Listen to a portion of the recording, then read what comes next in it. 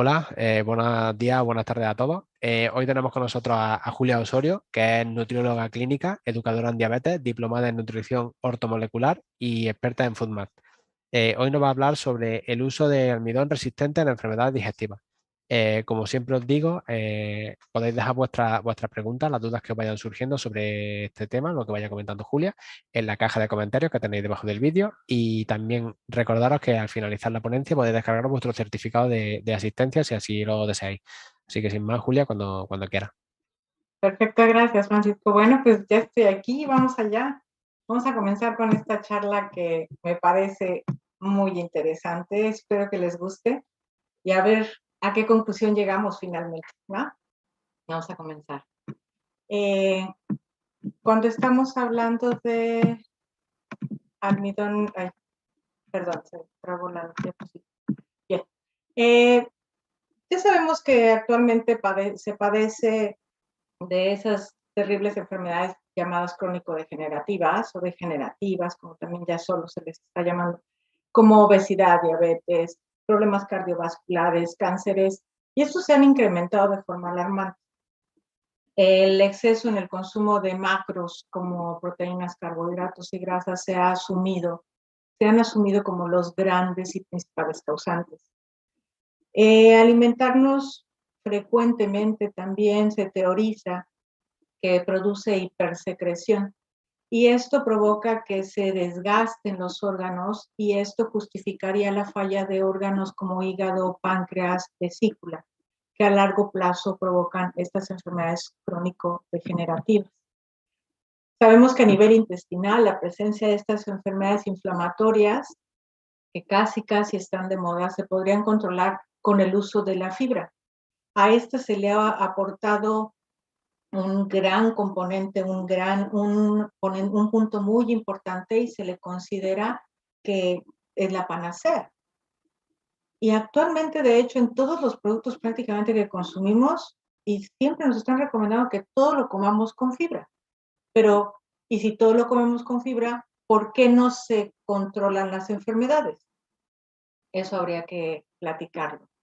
La fibra dietética y los carbohidratos han ganado especial importancia porque se reconoce que pueden provocar un beneficio para la salud porque alimentan la microbiota y como ustedes saben, esto va a activar el eje hipotálamo intestinal que va a prevenir, controlar enfermedades inflamatorias, no solo digestivas, sino mentales, controla el dolor e incluso previene enfermedades degenerativas como el cáncer.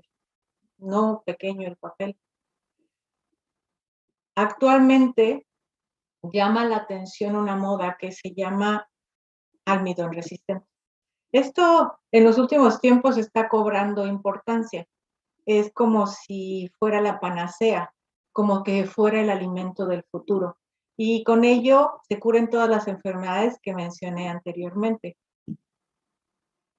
Para comprender este tema es importante poner en base a ciertos conceptos básicos.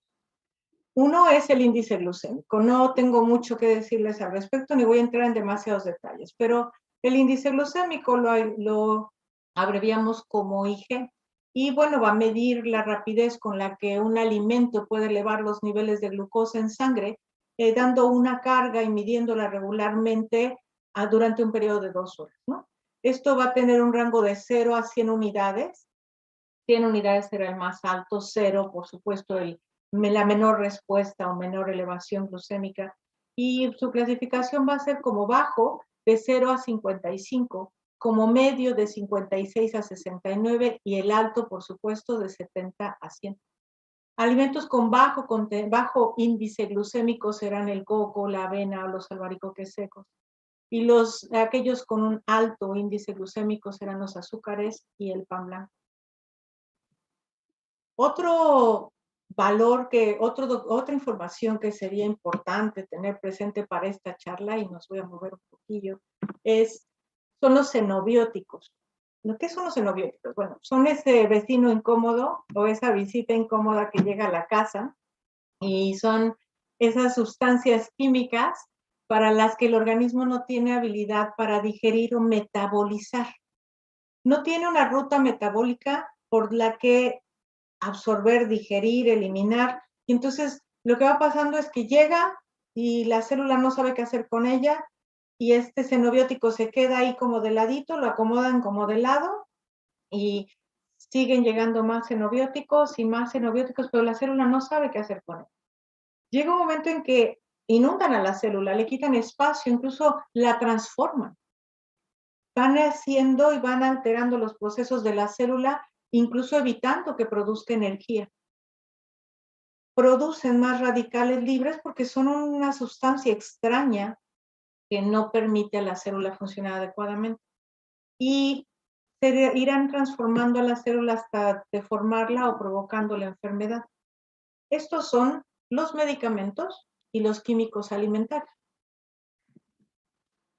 El almidón, si ya vamos a hablar de almidón resistente, pues vamos definiéndolo, ¿no? Son carbohidratos provenientes de plantas. Eso lo tenemos. Van a aportar 4 kilocalorías por gramo y no se olviden de este dato, 2 kilocalorías por gramo en el caso de la fibra. ¿Okay? Cada carbohidrato, 4 kilocalorías por gramo y cuando en la cantidad de fibra, cada gramo nos va a aportar 2 kilocalorías. La fibra va a poseer 3 características principales. Su capacidad de solubilizarse, de disolverse, su viscosidad y su capacidad de fermentarse. Y sobre eso la va a hacer que se clasifique en una o dos de las grandes divisiones. La primera división, que es la que más nos interesa, es la fibra soluble. Está incluida por las pectinas, gomas, mucílagos o hemicelulosa de tipo A. Esta tiene todo. Es soluble en agua y forma un gel. Esto le hace que tenga la capacidad de ser viscosa y ayuda a reducir el tránsito intestinal. Es fermentable, es decir, más del 70% de este tipo de fibra soluble es fermentable, lo que hace que ayude a los colonocitos. Se provoca una producción de gas que, como saben, ayuda a la formación de ácidos grasos de cadena corta. Estos ácidos grasos de cadena corta producen energía y mantienen sano no solo al cerebro, al intestino, sino a todo el organismo. Se utilizará para estreñimiento, hemorroides, reducción del colesterol, control de la glucosa y las fuentes serán de origen vegetal, frutas, verduras, cereales o leguminosas o legumbres como ven en pantalla. Vamos a valorar, y esto será muy importante, si en nuestros pacientes con enfermedades inflamatorias intestinales debemos ofrecer una fibra de tipo soluble o insoluble, porque de pronto esta fibra, al ser viscosa, va a atraer un poco más de agua y provocará cierta distensión en estos pacientes. Eso lo tendremos que valorar en su momento. Entonces, como sabemos, hasta aquí vamos bien. La fibra soluble ayuda a alimentar a nuestros 3 cerebros, el que tenemos en la cabeza, el cerebro que actúa a nivel intestinal, que es el colon, donde junto con la microbiota se alimentan cada una de esas bacterias que mantiene ese equilibrio y esa conexión y comunicación con nuestro cerebro. Vamos bien, ¿no? ¿Qué es la fibra insoluble? Bueno, es aquella que se encontrará en la pared celular de las plantas y será la celulosa, hemicelulosa B y la lignina. ¿Okay?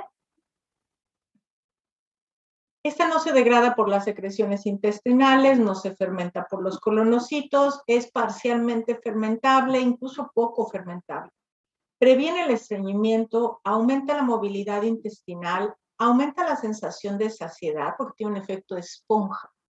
Y su uso lo empleamos como laxante porque ofrece sensación de saciedad y reduce el riesgo de cáncer de colon. Principalmente lo vamos a encontrar en cereales y en legumbres o leguminosas. Y bueno, hasta aquí me pueden decir, ¿y el almidón resistente? Bueno, vamos a recordar, antes de entrar al almidón resistente, que todas las frutas, verduras, cereales y leguminosas, dijimos, aportan. Aquí el problema es que de pronto hemos estado cambiando los términos. Por ejemplo, de pronto indistintamente usamos fibra dietética, fibra alimentaria.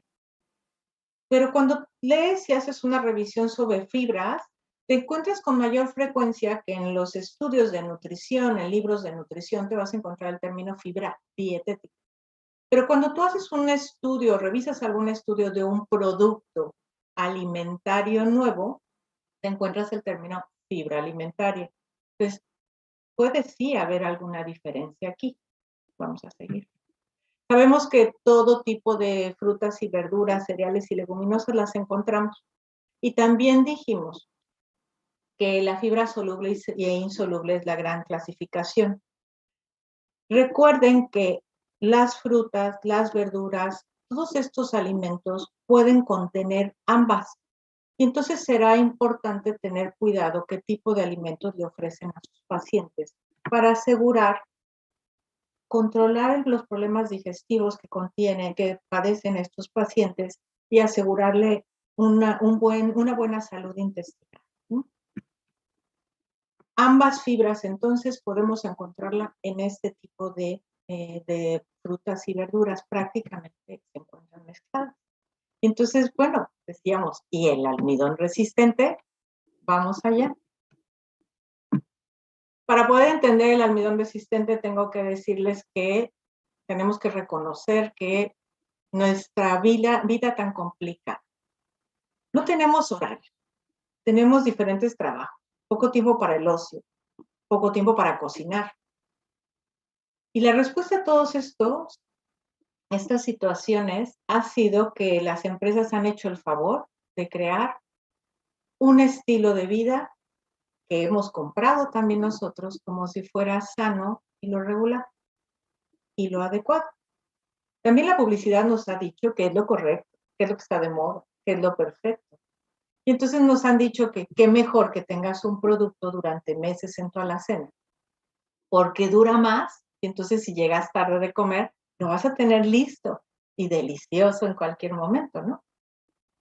Pero nadie se ha preguntado, ¿y por qué duran tanto tiempo si son alimentos naturales? Bueno, pues aquí va la respuesta. Nosotros como consumidores es cierto que nos hemos vuelto muy exigentes. Nosotros, piénsenlo, vayan a su supermercado favorito con la mente en este momento y díganme qué zumo o jugo de naranja escogerían. Si yo les dijera que todos estos van a tener la misma cantidad de azúcar y de vitamina C, ¿cuál escogerían? Creo que tal vez escogeríamos este, ¿no? Es el más apetitoso, se ve más rica la naranja, ¿no? Nosotros como consumidores le exigimos a los productores de alimentos industrializados que en todas las etapas del año y todas las épocas del año, pese a que sabemos que no todo el año se producen los mismos alimentos, les exigimos el mismo color, el mismo sabor y el mismo dulzor. Y entonces ellos, aun cuando cosechen este tipo de naranjas, van a buscar que todas tengan el mismo tono, el mismo dulzor y la misma acidez, porque si no, tú no vas a comprar el producto. Entonces ellos se van a encargar de producir los productos que tú has pedido. Entonces, que sepas que si quieres consumir fibra dietética, puedes ir con el abuelo Pedro para comprar las frutas o verduras frescas, recién cosechadas. Pero si quieres consumir almidón resistente, tendrás que ir a un lugar como es, sí, una fábrica de alimentos, en donde te lo van a vender ya incluido dentro de un producto envasado que va a durar mucho tiempo. Este tipo de empresas, como ustedes saben, a través de ciertos procesos, van elaborando alimentos a través de una producción, elaboración y utilizando diferentes compuestos que van a hacer que el alimento se modifique un poquito, o tal vez mucho, para que pueda llegar hasta tu mesa y mantenerse en tu alacena, listo para usarse en el momento que tú quieras. Sabemos y podemos hacer el ejemplo o el ejercicio que muchos de estos alimentos o productos que nos venden en cajas, en latas o en bolsas, provienen de un alimento natural. Pero vamos a hacer un ejercicio de qué es lo que pasa en ese alimento para que llegue hasta tu desayuno de la mesa. ¿Y saben a qué producto me refiero? Ellos hicieron favor de enviarme hace mucho tiempo esta imagen y quiero compartirlo hoy con ustedes. Es el proceso por el cual se elabora uno de estos productos. Lo que hacen es, en la primera parte del proceso, desgranan, eliminan, bueno, separan los granos de este hermoso mazorca. Y bueno, pues lo que hacen a continuación es que lo cocen, lo secan, lo mezclan, lo laminan, porque no se imaginarán que las hojuelas se forman solitas, no, las aplastan, las forman, las hornean y al final las envasan. Todo este proceso lleva para que se elabore ese cereal que ustedes ya conocen, que es tan famoso. Y bueno, después, pues por supuesto no te vas a querer comer este producto que está tan soso y tan sin gracia, ¿no? Está como muy pálido, ¿no? Entonces hay que agregarle algunos químicos, porque por cierto, como para después de todo este proceso, imagínate que queda algo así como cartón, podemos decir. Y entonces el cartón pues no es muy adecuado, ¿no? Como que no se ve muy apetitoso. Y entonces pues le tendrían que agregar unos colores fosforito y hacerlos en forma de bolita, de tirita, de triangulito para que a ti te gusten y se te antojen. Pero también le tendrían que agregar algunos químicos. Lo primero que le agregan son esos productos que van a evitar que se humedezcan, porque como dije, prácticamente termina siendo cartón. Entonces, bueno, pues le tendrán que agregar para que se vean así de apetitosos y de deliciosos, ¿no? Porque quedan así, pero tendremos que modificarlos y hacerlos bonitos para que el consumidor los pueda consumir en 1, 3 o 6 meses. ¿Se acuerdan que hace rato yo les mencioné al principio que la fibra dietética o dietaria aportaba 2 kilocalorías por día, por gramo? Bueno, pues resulta que en algún lado leí que la fibra alimentaria aporta 1.2 kilocalorías por gramo. Perdón, 0.12 kilocalorías por gramo. Fíjense qué interesante. Originalmente yo tenía 2 calorías, pero después de todo ese proceso se ha bajado hasta 12 kilocalorías por gramo. Debo decir que incluso contacté a alguna de las empresas, a un par de las empresas más importantes en productos envasados, incluso productos para pacientes con problemas digestivos, problemas de glucosa, esos productos que vienen en envases de latas o de frascos o envases de plástico. Y hablé con un especialista en nutrición y no tenía el dato exacto de cuánto aportaba en calorías. Ahora vamos a ver uno de esos productos, a ver si nosotros podemos encontrar ese valor. Pero lo que yo quiero decirles es que después de toda la transformación que se hace a los alimentos, en que este cereal a veces hasta cloro se agrega para unificar el tono, si no, imagínense que todas las hojuelitas de avena iban a tener el mismo tono, ¿no? La cortan en figuritas, le agregan los colores intensos, que no importa, no se van a digerir, no te los vas a absorber. Comportarán como xenobióticos, pero no se van a absorber. Adicionan vitaminas y minerales de las baratas, porque si fueran caras, a ellos no les conviene. Y bueno, incorporan algunos conservadores, dijimos, especialmente aquellos que previenen la humedad, y de ahí ya algunos otros, ¿no? Para mejorar el sabor o darle incluso saborizantes artificiales. Pero oigan, la buena noticia de esto es que tiene muy bajo contenido calórico. Pues sí, ese alimento natural ya se ha transformado y ahora, pues prácticamente no tiene nada, dijimos, ¿no? Cuando quieres estudiar o revisar sobre almidón resistente, te toca hacer una búsqueda interesante porque no es fácil encontrar información al respecto. Porque tal vez sería más fácil si se tratara de un tema de nutrición. Solo digo. Esos son algunos de los artículos y documentos que encontré para poder realizar esta charla y dentro de la investigación que hice para traerles este día. Les pido que me ayuden a analizar dónde tuve que encontrar información. A ver si encuentran el factor común de todos estos artículos que les voy a presentar a continuación. ¿Va? Este, por ejemplo, es un artículo de almidones resistentes y la salud. Este es de características e intereses fisiológicos. Almidón resistente para mejorar la salud humana. es la caracterización funcional del almidón de frijol Zaragoza para cuantificar su almidón resistente. Aquí hay una revista de nutrición, miren, donde dice caracterización morfológica y contenido de almidón resistente en bananos. Ah, por cierto, eso no se los he mencionado. El almidón resistente se obtiene principalmente de bananos y de patata o papa. Y este artículo de actualización que dice que la relación entre la respuesta glucémica, como les hablé, ¿se acuerdan del índice glucémico? Y su estado microestructural. ¿Se pudieron dar cuenta cuál es el factor común de todos estos estudios? Se los voy a poner nuevamente. Centro de Investigaciones Agrícolas y Agroindustriales. Características tecnológicas. Departamento de Ingeniería Mecánica, de Veterinaria, de Microbiología Veterinaria y Medicina Preventiva y Patología Veterinaria. En este de nutrición humana aquí sí se podría dar un poco a confusión porque podrías pensar que es un artículo que habla de salud. En realidad no, se está presentando de cómo es la forma del almidón resistente en los bananos de Ecuador, ¿vale? Y esta revista de tecnología. Y por último, el Laboratorio de Biomateriales y Departamento de Ingeniería Química y Bioprocesos. Sí, para aprender sobre almidón resistente toca sentarse a revisar artículos de tecnología, de ingeniería, de bioprocesos, porque es un producto que se está utilizando por la industria, no lo consumimos nosotros directamente.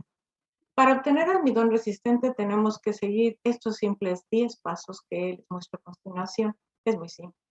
Primero obtienes la muestra natural, como les dije, de patata o de banana. Después utilizas un químico. Después de ese químico aumenta la temperatura. Después baja la temperatura. Controla el pH, controla el tiempo. Adiciona un segundo químico. Cambia el pH, aumenta la temperatura y luego bájala. Listo. Ya has obtenido almidón resistente. Este estudio nos puede mostrar cómo en este Congreso de Biotecnología y Bioingeniería nos muestra cómo se hace todo este proceso a través de esos 10 sencillos pasos, cómo puedes obtener almidón resistente. El almidón resistente es un producto que se está utilizando en la industria desde hace años, solo que ahora se está poniendo de moda entre nosotros. Para elaborar entonces dijimos, solamente tienes que realizar una succinatación, que es el agregar al producto una OSA, que es un anhídrido. Estos anhídridos, como ustedes saben, forman ácidos que se emplean para modificar la estructura del almidón. Después controlan la temperatura, controlan el tiempo, agregan control de pH y después hacen una fosfatación. La fosfatación es agregar ese segundo químico que les mencioné en los 10 pasos, que es un compuesto inorgánico empleado para la elaboración de productos de limpieza y conservadores de alimentos. Todos estos son los 10 simples pasos para elaborar almidón resistente. Pero me pueden decir, pero entonces, ¿cómo estamos consumiendo el almidón resistente? Bueno, de hecho, está clasificado como una fibra y es cierto, existe. Se está utilizando en muchos productos.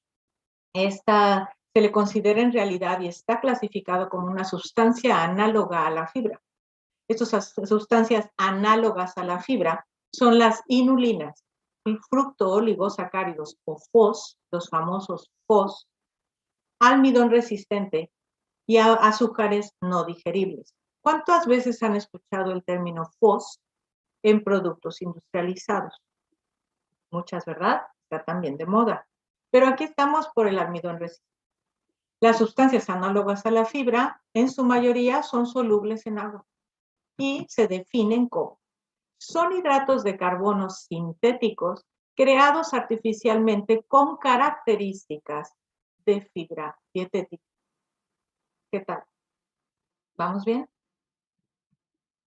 Y las calorías, me pueden preguntar ustedes, después de que vimos el proceso por el que pasan para elaborarlo, ¿ustedes creen que aporta algún tipo de calorías?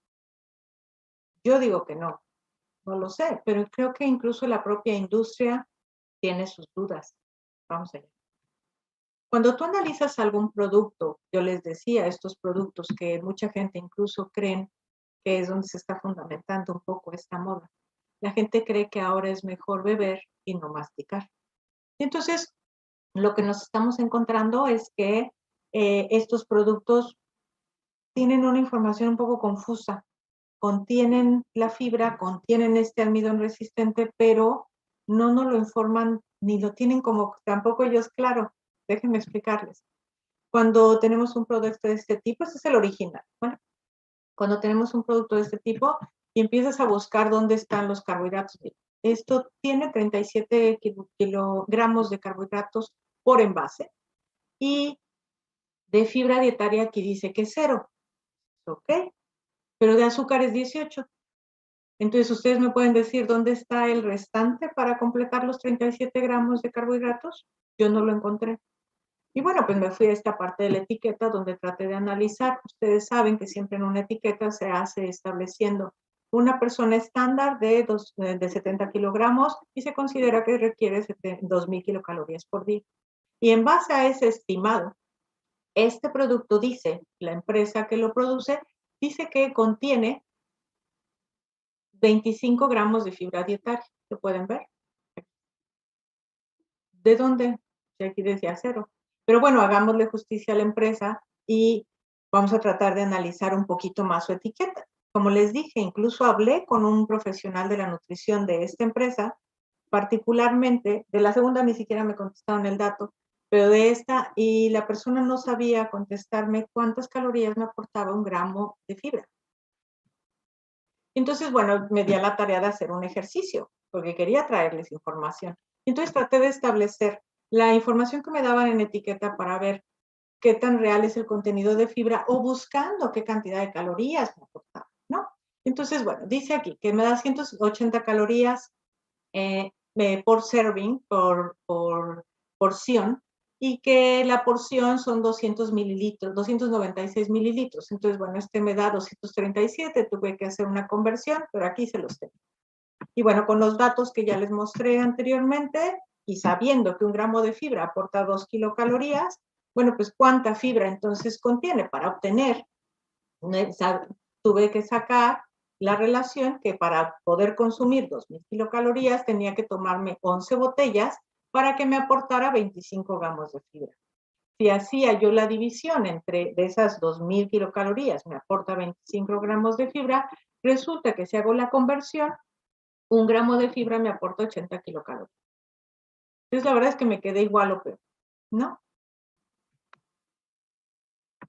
Y bueno, lo mismo me ocurrió honestamente cuando traté de hacerlo con el producto rico en fibra. Para que no me digan que solamente me fui con el producto natural, bueno, me fui con el rico en fibra y era todavía más confusa la información. Entonces, ya ni siquiera hice la conversión. Que sepan que todos los productos que están consumiendo actualmente, que están envasados, que están enlatados, contienen algún tipo de almidón resistente, algún tipo de fibra y, por supuesto, conservadores químicos y colorantes artificiales en su mayoría, salen más baratos, recuerden. Este adicionado con vitaminas y minerales es un poco relativo porque sabemos que son en dosis muy pequeñas y poco absorbibles, que funcionan como xenobióticos. Sabemos, si bien, que en los pacientes con patología intestinal, inflamatoria intestinal, habrá algunas modificaciones de alimentos que podamos sugerirles que van a contener menor cantidad de fibra insoluble, que es la más fermentable, que es la que les provoca más inflamación, que provoca que se retengan más líquidos y les provoque mayor cantidad de problemas digestivos e intestinales.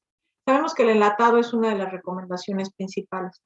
Sin embargo, no pierdan de vista que aquí va a requerir este tipo de envasado, o también la salmuera se ha encontrado que tiene una menor cantidad que elimina durante su proceso la fibra insoluble y esto podría ser mejor para los pacientes. Solo tengan cuidado porque el darle a los pacientes productos que vienen de origen enlatado o que se enlatan, van a contener una mayor cantidad de químicos y de conservadores. Eso no debemos de perderlo de vista, la cantidad de sodio, de colorantes, porque estarán de acuerdo que esos productos no se mantienen con ese color nada más porque sí. Y bueno, haciéndole justicia entonces, por cerrar, empezar a cerrar esta charla, hablemos del almidón resistente. Vamos a hacer este resumen juntos, si les parece. Si hablamos de almidón resistente, ¿es de origen natural?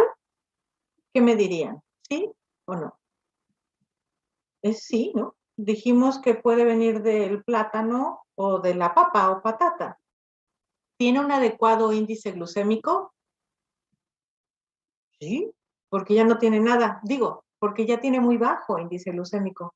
Pese a las etiquetas, podemos decir que ya no aporta muchas calorías. ¿Es fibra natural?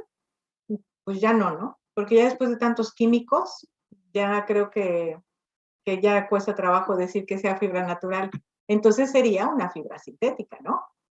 ¿Favorece la salud digestiva? Bueno, me podrían decir es insoluble porque pues, el cartón se va humedeciendo y va pasando y entonces pues no es mala, ¿no? Pero tampoco estimula la formación de ácidos grasos de cadena corta, ¿no? Entonces, mucha salud, yo creo que no. ¿Y se comporta como xenobiótico? Yo creo que sí, ¿no creen? Porque tal vez el cartón solo no se comporte como xenobiótico, pero sí todos los químicos que se le adicionan, ¿no? El antihumidificante, el colorante artificial, el saborizante artificial, tal vez, ¿no? Entonces, si bien yo sé que todos los alimentos se pueden modificar y que tal vez su estructura puede cambiar y podemos cambiarlo para mal, por ejemplo, esta patata, al hacerla en forma de papas fritas, vamos a agregarle grasa y se le agrega mucha sal. Claro que sé que un alimento natural también se puede destruir y se puede lastimar de forma importante o transformar y ahora convertirlo en un alimento que tenga un menor valor nutricional. Pero si hablamos de que lo que busco es establecer la salud digestiva, el almidón resistente verdaderamente no va a alimentar los colonocitos, no se fermenta, no produce ácidos grasos de cadena corta, mejora la digestión, pues es relativo, porque como que va pasando lentamente, ¿no? Entonces, tal vez eso podría o no, eso tal vez estaría en debate, pero ¿qué tal? ¿Favorece la salud digestiva? Yo creo que no. ¿Activa el eje cerebrointestinal? No. Y la buena es así, les tengo un sí. Tiene un bajo índice glucémico. Carbohidratos, nada, ¿no? Entonces, yo les diría o les preguntaría, ¿qué prefieren? ¿Este o este? Creo que aquí el problema es que en las modas se van creando incluso mitos, en donde la gente va poniendo de moda porque alguien empezó a sugerir que era la mejor alternativa y les decía, uno de los grandes problemas es que la gente considera que es mejor beber que comer, que ahora es mejor consumir productos envasados que contienen ese tipo de conservadores, de químicos y fibras que ya no son naturales y que lo consideran incluso comida. Ese es el problema verdaderamente, que debemos entender que hay momentos de parar y dejar de correr para empezar a disfrutar del sabor de la comida. Porque nos hemos acostumbrado tanto a los productos químicos, a los sabores artificiales, que ya los entendemos como normales, incluso también los niños. Se trata entonces de entender que el almidón resistente es una moda, que no favorece la salud digestiva y que deberíamos de buscar que regresar nuevamente a comer y a disfrutar de los alimentos, porque estos alimentos contienen todo lo que ustedes necesitan, todo lo que nuestros pacientes necesitan. Pero si cuando llegan a nosotros como profesionales de la nutrición y le favorecemos el consumo y uso de ese tipo de productos, no vamos a hacerle un favor a nuestros pacientes. Tenemos que recordarles que esto jamás se va a parecer a un producto que venga en una caja, en una bolsa o en una lata. Aprendamos a modificar los alimentos, a usarlos de la mejor manera, pero recuerden, el almidón resistente no es una moda que debiera prosperar que tiene mucho tiempo entre nosotros, el almidón resistente, y no ha traído nada bueno, ¿saben? No le demos más importancia a él, ¿vale? Bien, me encantaría saber qué opinan. Me gustaría mucho escuchar sus opiniones y preguntas. Estupendo, Julia. Bueno, pues deciros a los que estáis en el chat que si queréis dejando preguntas, yo he ido apuntando las que habéis ido dejando, pero si queréis dejar alguna más mientras vamos respondiendo, va Julia respondiendo las que le voy a ir haciendo, pues genial. Puede que algunas se salgan un poco del tema, ¿vale? Pero Okay. yo igualmente te las pregunto por Dímela. si, pues, vale. ¿Existe una dieta para evitar enfermedades gastrointestinales? A ver, aquí va a depender del paciente. Lo que necesitamos ver es, uno, si hay patologías asociadas, dos, el paciente, la cantidad de fibra que está consumiendo. Sabemos que la recomendación son 25 gramos y nadie lo consume. Entonces tenemos que empezar revisando los hábitos del paciente, el tipo de dieta que consume y en base a eso ir modificando sus hábitos, tratando de respetarlos en la medida de lo posible, pero ajustándolos para ir mejorando y con eso se va a ver si se maneja bien el estrés, la cantidad de agua y que el ejercicio no sea muy abundante. Pero en general tendría que ser eso sobre lo que nos tenemos que basar. Bueno, Hansel te pregunta, ¿es recomendable tomar jugo sin azúcar, ya sea natural o envasado? Jugo sin azúcar, sí, siempre. Pero prefiero que sea natural y no envasado, por lo que me estábamos mencionando, ¿no? Vale. Miriam también te pregunta, dice, ¿es mejor endulzar con miel al ser natural que con un azúcar procesado? Por supuesto, sacarinas, todos estos polioles que están usando y todos estos sobrecitos para endulzar, por favor olvídense de ellos y no los recomienden. Es preferible que la gente se acostumbre al sabor natural de los alimentos. Uno, si van a utilizar azúcar, recuerden que tenemos permitido, nuestro cuerpo puede digerir o se ha manejado como una porción adecuada hasta 2 cucharadas de azúcar al día. Que sea azúcar morena, que sea miel, y si no, pueden utilizar Esplenda si es que van a utilizar algún edulcorante o algún producto con sabor dulce. Pero ya sacarinas y algunos otros, por favor, no. Clarísimo. También te pregunta, ¿existe alguna dieta específica para el hipotiroidismo? Sí, habría perdón, habría que controlar todas las crucíferas y hay que buscar listas de alimentos que contienen yodo, ver qué tipo ahí me dijiste hipotiroidismo, bueno, ver qué tipo de alimentos contienen yodo, en qué zona está el paciente, si es hereditario, si está manejando medicamentos, si están manejando medicamentos, no va a haber respuesta antes de 6 meses, ojo con eso, porque se tiene que ajustar la dosis y después de eso ya se valora si es que se van a ajustar la dieta de los pacientes mientras hagan recordatorio de 24 horas para ver qué es lo que está consumiendo, que hay deficiencias, ¿vale? En general. Estupendo. Manuel te dice, con el ejemplo de los cereales, habla de los aditivos que añaden a los ultraprocesados para que tengan distintas cualidades. Sé que si se pueden usar es porque han pasado los controles pertinentes, pero ¿crees que son perjudiciales para la salud cuando hay algunos que en grandes cantidades pueden ser cancerígenos? Aquí el problema es que los controles pertinentes no existen, porque las etiquetas, para empezar, ya les mostré, se manipulan. Dos, la ley se manipula. Y entonces de pronto ustedes saben que de pronto puede existir en la legislación 25 clasificaciones de bajo en calorías, poco bajo en calorías, hiper bajo en calorías, muy bajo en... Entonces ese es un juego que van haciendo las empresas. Los estudios, hagan el favor de buscar, se los dejo de tarea, busquen estudios cuando se hacen análisis, se hacen en dosis muy pequeñas. Y entonces te dicen, este producto no, la dosis ha demostrado no causar efecto. Y entonces se hacen por poco tiempo, con una muestra muy pequeña, pero no te dicen qué pasa a lo largo del tiempo, qué pasa en 10, en 20 años. Y ahorita hay tantas enfermedades crónico-degenerativas por ahí.